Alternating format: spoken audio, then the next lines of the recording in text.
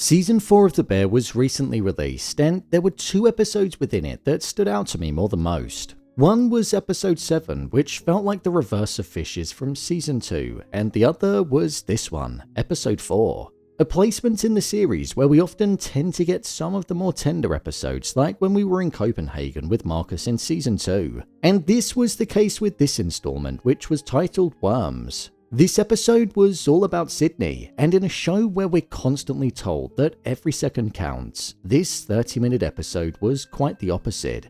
Time stood still for Sydney, and for the first time in this season, she was able to think, breathe, and find an answer to the question that she had around which side she should go to.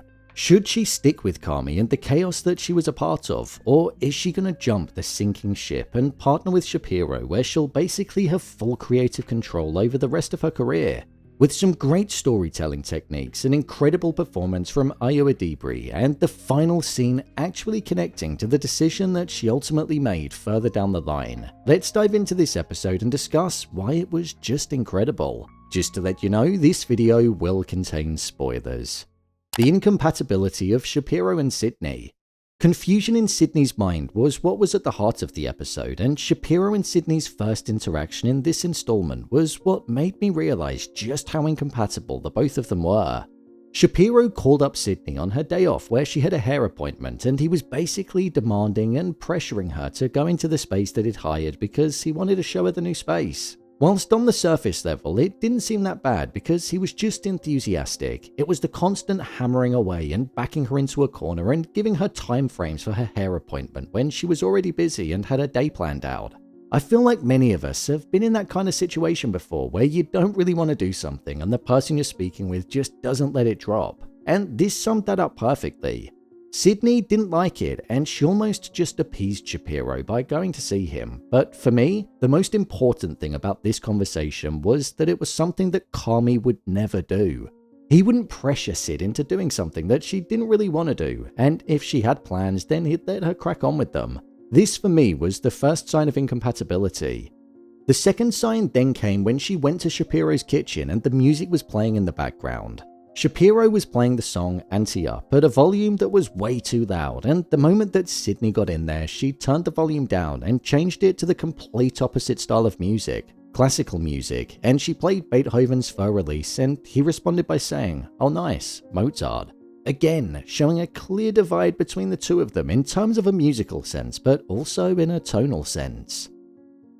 We also saw other occasions throughout this scene where Sydney was presenting forward her ideas and the camera was straight on her whilst they were both in the office, a place that Shapiro left the tiniest of cupboards for, and the camera angle implied a sense of claustrophobia that wasn't only present in the room, but I'd say it was also reflective of how Sydney was feeling within her mind as she was presenting forward her ideas, and they were being met with an enthusiastic response. I'll give Shapiro that, but it was one that just didn't really feel like there was true sincerity.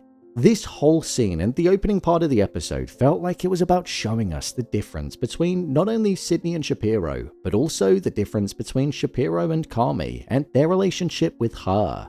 It showed how Carmy and Sydney have a much better working relationship than what she ever would with the likes of Shapiro. Ultimately, he didn't know her, and as we saw later on down the line, family and a sense of belonging was what mattered to Sydney. When time stood still. There were many features that were present within this episode that I liked a lot, but one that really stood out to me was the symbolism of the oven clock that many of us have, where when we don't set the time and it then sits there flashing. This show is all about pushing the message of every second counts towards us. But in this episode, it was the complete opposite. It was as if time had stood still for Sydney, and by having this flashing clock just going off in the background of the scene, but it also getting a key focus and a close-up feature on 2 occasions. It really did highlight the importance of Sydney not feeling like she was on the clock in a mental capacity when just thinking about things, but also when in the kitchen. She was cooking for fun with TJ, and there was tranquility and almost a relaxing nature to it. She was showing TJ the ropes in how to cook, and that would have been her many years ago. There was just an innocence in this interaction with no pressure. Somebody just experiencing it for the first time in a completely different environment to what Sydney is in now. So I thought that was a really nice touch. This allowed Sydney to have the space to cook for fun. teach, but also think about and address some of the issues that had been plaguing her mind, especially when it came to Carmy and Shapiro. So she was only really able to do that because she stopped and time stood still. The Analogy of the Sleepover.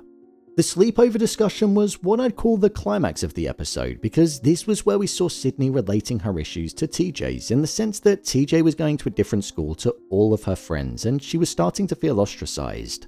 There was also this sleepover that was taking place with her friends and she didn't know whether or not to go. This was something that Sydney could relate to because she was thinking about abandoning her friends and family at the Bear, people that she truly cared about most, so that she could get full creative control over at a different restaurant with Shapiro. Within this conversation, the camera started off relatively far away from Sydney, but by the end of it, it was right up close and tight to her face, showing just how stressed she was in discussing the prospect of leaving Carmy and her family, and the fact that they'd be upset with her, but also conflicted in knowing that for her career, it could be the right thing to do. There were lines of dialogue such as, "Sometimes your true friends can be cruel to you," which definitely came from a place where Carmy had spoken to her in a certain way before. But the most important line actually came from TJ after Sydney said that she wanted to see if she could fix the first place, which was the Bear. TJ said, "What if they don't let you fix it?" And that was always the issue for Sydney. The Bear was always going to be the Bear, and at that moment, she thought she wouldn't get the opportunity to fix it. However, as we went on to see later on down the line, Sydney was in fact the Bear, and her decision to stick with Carmy and the family was what enabled that to happen, and obviously now she's going to be able to make it in her vision. I'd also say that the placement of this episode was crucial for it to land. Sydney was with family. She was previously comfortable being with the likes of Carmy and co and saw a family in them. And she had this decision to make on whether or not she was going to leave them for somebody where there was no true sense of compatibility. With her choosing to meet with Shapiro at the end of the episode, but then in the following episode, her father suffering a heart attack, we saw what truly mattered to her. The handling of that situation by Carmy and co made her appreciate him, and she was being integrated into the Bizzatos by meeting Donna and also going to Tiff's wedding. Family and togetherness was what truly mattered to her. The ending. Right at the end of the episode, we saw that Sydney left the house and had a ton of messages from Carmy on her phone, which showed just how chaotic it was at the restaurant. And there was also one from Pete, where he asked if she'd look at the partnership agreement, which we knew that at that point she hadn't. Instead of addressing that, she ended up calling Shapiro and wanted to go through some paperwork with him, making it out like she'd picked her side, and honestly, I thought she had.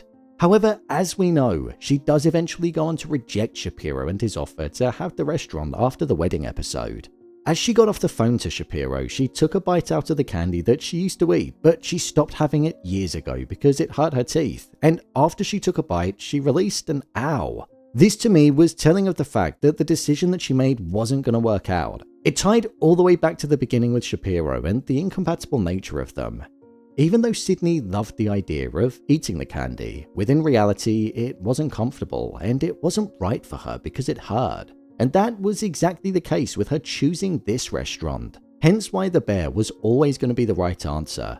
For me, episode 4 was the second best episode in the entire season. It had tenderness, it allowed Ayo Edebiri's acting to shine, and most importantly, it was the peace and tranquility amongst a show that's often full of chaos. Time stood still for Sydney, and it also stood still for us, and even though time wasn't moving at the pace that it usually was, every second still counted because Sydney made a decision at the end. Honestly, it was a great episode that dropped almost halfway through the season and it broke it up nicely. So, there you have it, why The Bear Season 4 Episode 4 is perfect.